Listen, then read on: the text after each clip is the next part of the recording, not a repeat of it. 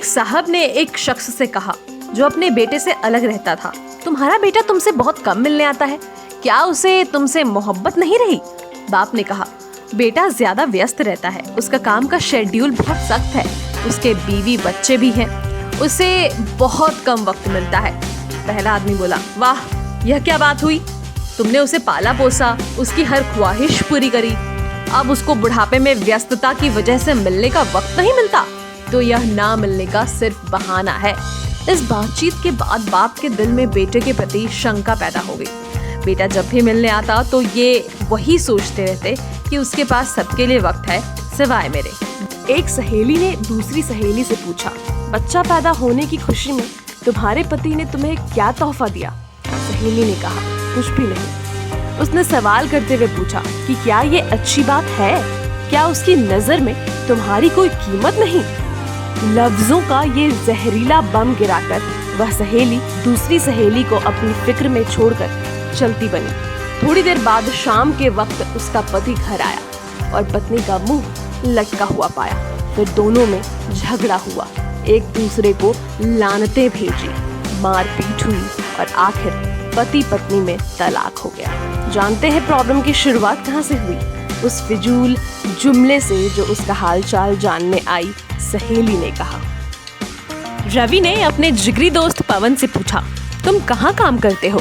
पवन कहता है, फला दुकान में। रवि पूछता है, कितनी तनख्वाह देता है मालिक?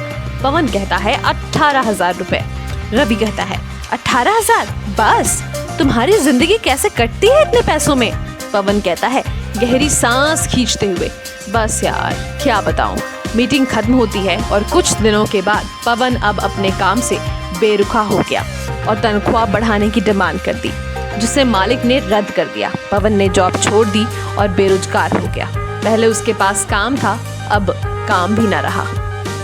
याद रखिए, जुबान से निकले शब्द दूसरों पर बड़ा गहरा असर डाल देते हैं। बेशक कुछ लोगों की जुबानों से शैतानी बोल निकलते हैं। हमारी रोजमर्रा की जिंदगी में बहुत से सवाल हमें बहुत मासूम लगते हैं, जैसे तुमने यह क्यों नहीं खरीदा, तुम्हारे पास यह क्यों नहीं है, तुम इस शख्स के साथ पूरी जिंदगी कैसे चल सकती हो, तुम उसे कैसे मान सकते हो, वगैरह वगैरह। इस तरह के बेमतलबी फिजूल के सवाल नादानी में या बिना मकसद के हम पूछ बैठते हैं।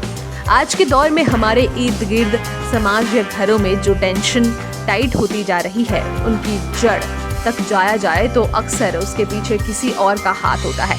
वो ये नहीं जानते कि नादानी में या जानबूझकर बोले जाने वाले जुमले किसी की जिंदगी को तबाह कर सकती है। ऐसी हवा फैलाने वाले हम ना बने।